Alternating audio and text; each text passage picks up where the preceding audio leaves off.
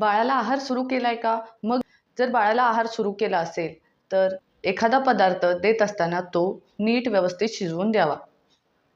एखादा पदार्थ पहिल्या दिवशी दिल्यावरती सलग 3 ते 4 दिवस तोच आहार द्यावा.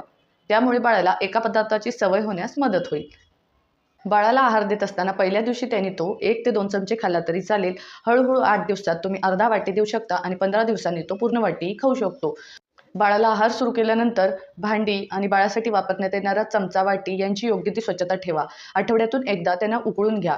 त्याचबरोबर बाळाचा जो खाऊ बनवलेला असतो तो ताजा दर आठवड्याला बनवून खाऊ घाला. त्याचसोबतच हवाबंद डब्यात व्यवस्थित ठेवा.